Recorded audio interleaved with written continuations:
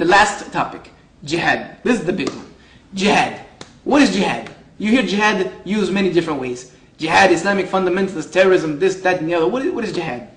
Jihad has a linguistic meaning also, just like Islam. The linguistic meaning means to strive or struggle. To struggle to do something. In Arabic, if they build a huge building, they will be said to them, they made a juhud on this building. Juhud coming from the word jihad, meaning they struggle. They struggle to make this building. It also has an Islamic meaning. Number one Islamic meaning, it is a non-violent struggle within oneself for a life of peace. This is the number one meaning Islam gives to jihad. A non-violent struggle within oneself for a life of virtue. And also it has a meaning to fight, to establish justice, which is the supreme goal. Fight to establish justice and eradicate evil on the earth.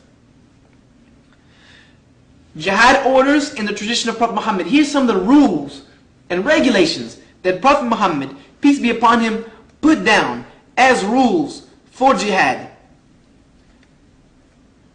You are never to kill innocent people. Never, for no circumstance whatsoever can you kill innocent people. The Quran says if you kill one innocent person, it is as if you have slaughtered all of humanity. And if you save one innocent person, it's the same as you have saved all of humanity.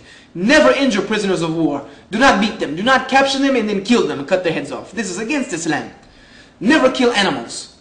Never destroy crops. Never destroy infrastructures. You're not to destroy their wells. You're not to destroy their means of communications. As we see is not the same rules that are used against Muslims. You're not to destroy their infrastructures. You're only to fight those who fight you.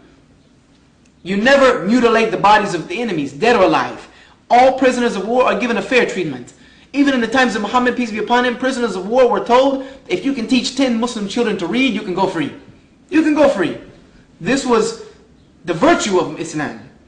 Women and children are protected from harm. You cannot touch women, you cannot touch children. Prophet Muhammad, peace be upon him, during one of the wars that Islam fought, he saw a dead woman laying in the road and he was very upset about this. And he questioned the people around him, why is this woman dead and she was not involved in the battle? This is against Islam. Always bury the dead with respect. They would always bury the dead, even if they were non-Muslim, with respect. Put them in the ground, give them proper burial, treat them with respect. Note, this is 1400 years, these rules, these regulations, 1400 years before the Geneva Convention. 1400 years before Geneva Convention, Islam had these laws. This is not something new. Same thing. Muslims are neither allowed to accept slavery or occupation. We're not allowed to be subjugated.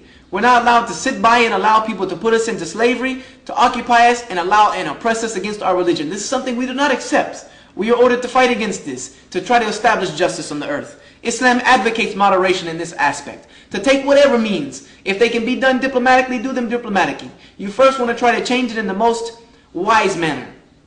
Islam abhors extremism. We do not like extremism. Extremism to one side or the other. We are moderate. We are in the middle. What God has chosen for us. A middle nation. A middle nation. Islam abhors terrorism. The word Islamic terrorists, Islamic fundamentalists, Islamic extremists. These words are an oxymoron. They cannot fit together. Islam and terrorism do not fit in the same sentence. Because Islam is against terrorism. Terrorism is against Islam. The word war on terrorism is an oxymoron. You cannot fight a war on terrorism because war itself means the killing of innocent people. The killing of innocent people is terrorism in its definition. So war on terrorism is an oxymoron. It cannot happen. You cannot fight a war on terrorism because terrorism is war. Oppression is abhorred by Islam. We are not allowed to be the oppressor or be oppressed. Prophet Muhammad, peace be upon him, said to help your brother if he is an oppressor or if he is oppressed. They said, we know how to help him if he's oppressed, but how can we help him if he's an oppressor? He said, stop him from oppressing. So I finish with this. God willing, you reconcile the proofs with yourselves that I have given you. Reconcile them with your own hearts and arrive at the same conclusions that I have arrived at. That the true, original message of the Bible and of Jesus Christ himself and of Adam, Moses, Noah, Jesus, Muhammad is all the same. That their message was that the oneness of God in the truest sense. Their message was the same. That God is one in the truest sense of the word, and that they all submitted themselves to God as Muslims.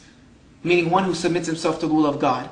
Inshallah, God willing, through this information, you arrive at these same conclusions that I arrive at because it is for the safety of your soul. It is for the salvation of your own soul. The only way to make it to paradise is to accept God, Allah, as one, alone, and accept all of the prophets, including Muhammad, the last one. This is our message of Islam that is in the Bible, in the Torah, in the New Testament. We are not doing anything new except reviving the traditions of the prophets of old. So may God guide you.